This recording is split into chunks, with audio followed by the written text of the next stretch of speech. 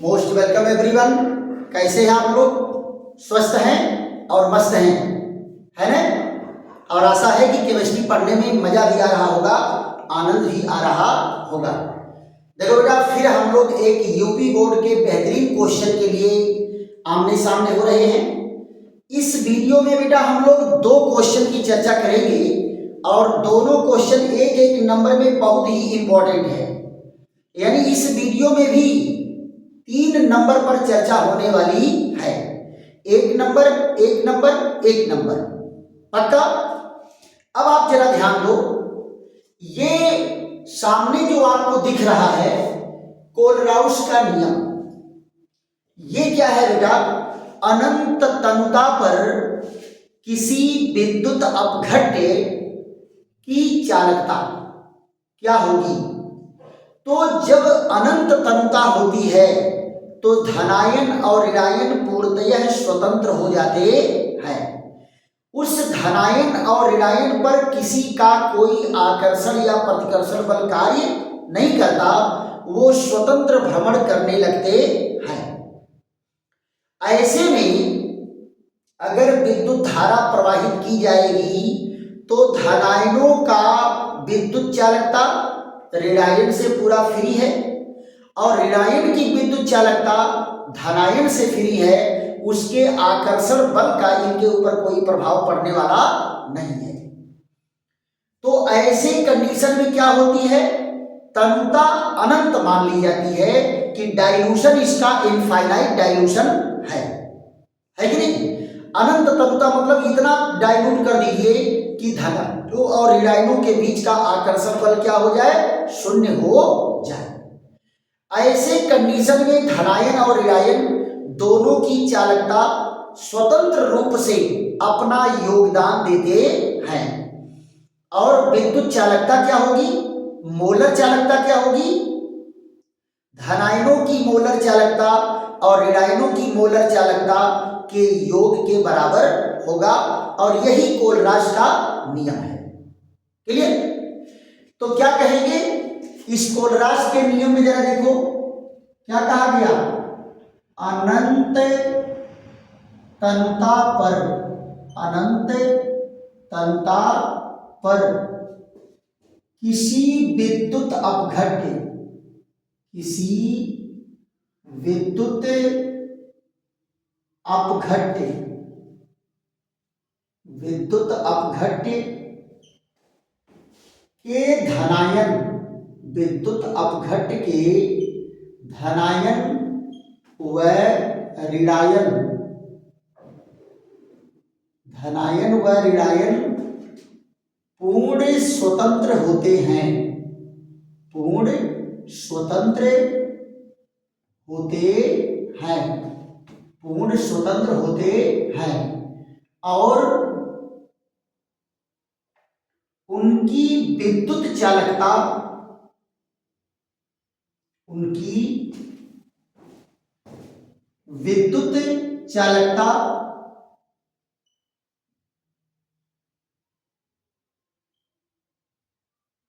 विद्युत चालकता या मोलर चालकता, मोलर चालकता में धनायन एवं ऋणायन, धनायन एवं ऋणायन पूर्ण स्वतंत्र, पूर्ण स्वतंत्र योगदान देते हैं, योगदान देते हैं, योगदान देते हैं और मोलर चालकता, और मोलर चालकता धनायनों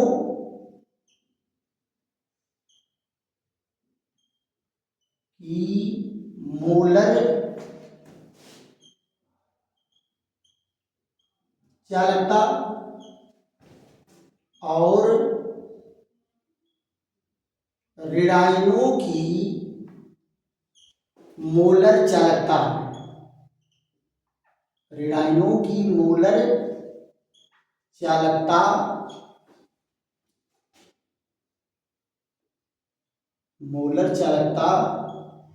के योग के बराबर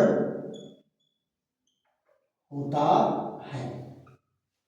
देखो बेटा क्या कहा, अनंत तनुता पर किसी विद्युत अपकट के धनायन व ऋणायन पूर्ण स्वतंत्र होते हैं और उनकी विद्युत चालकता या मोलर चालकता में धनायन और ऋणायन पूर्ण स्वतंत्र योगदान देते हैं और मोलर चालकता धनायनों की मोलर चालकता और ऋणायनों की मोलर चालकता के योग के बराबर होता है। क्लियर?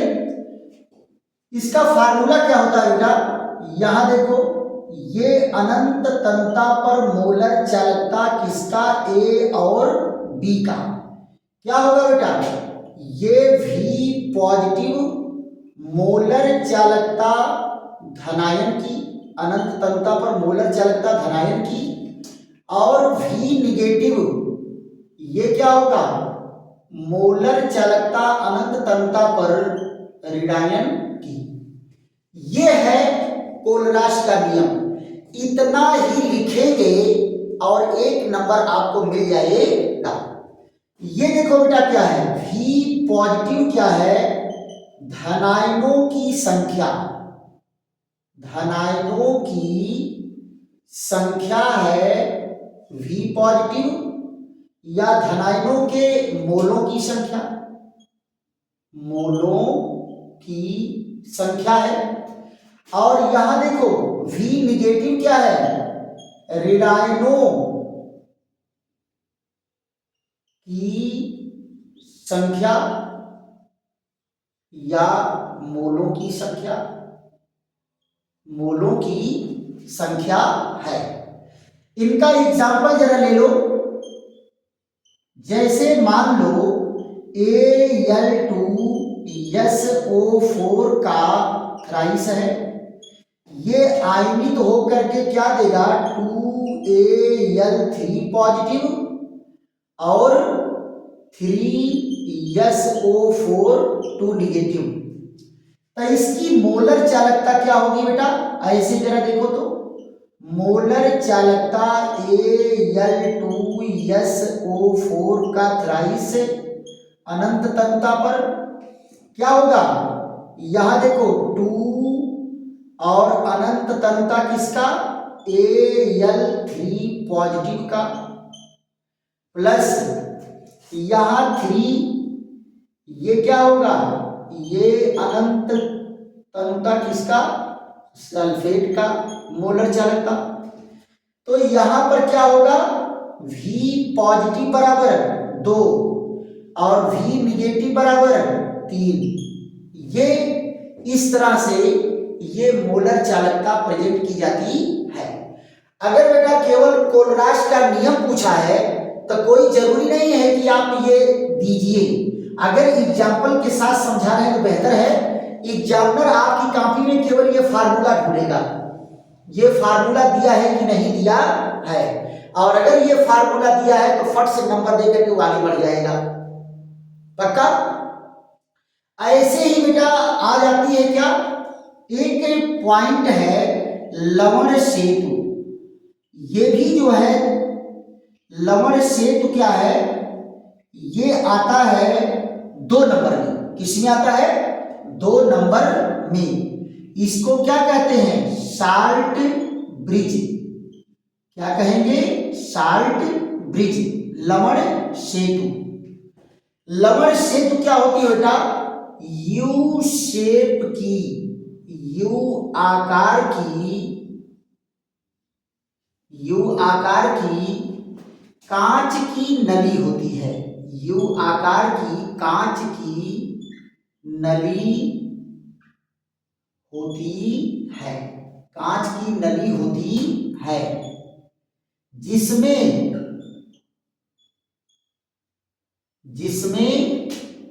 सिल्वर नाइट्रेट व पोटेशियम नाइट्रेट का संतृप्त विलयन भरा होता है, संतृप्त विलयन भरा होता है और दोनों खुले मुंह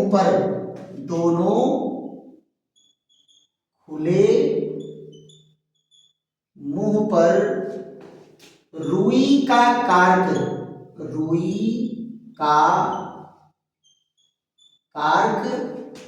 लगा होता है, रुई का कार्क लगा होता है। इसे डेनियल सेल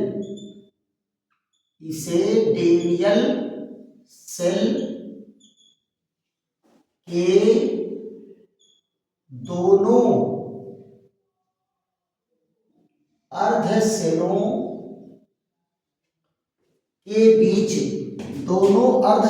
के बीच उल्टा लटका देते हैं। कैसी रचना है बेटा? ये देखो, यू शेप की ये नली है, यू शेप की नली है और इसमें क्या है, साल्ट के सॉल्यूशन भरे हुए हैं और यहाँ जो है रुई का कार्क लगा हुआ है। इसमें देखो सॉल्यूशन भरा है, ये देखो ये क्या है, कांच की नली और ये क्या है, KNO3 व AgNO3 का विलयन है और ये क्या है, ये है रुई का कार्क। ये लवण सेतु बन गया। अब यहां देखिए इसका महत्व क्या है, डेनियल सेल में ये करता क्या है, महत्व क्या है, जरा इनका इंपॉर्टेंस देख लो। पहला क्या है, यह सेल के परिपथ को पूर्ण करता है, सेल के परिपथ को पूर्ण करता है, सेल के परिपथ को पूर्ण करता है, यानी सेल को क्या करेगा, कंप्लीट कर देगा, जोड़ेगा, उसे सर्किट को कंप्लीट कर देगा। दूसरा जरा देखिए, यह सेल की बोल्टता को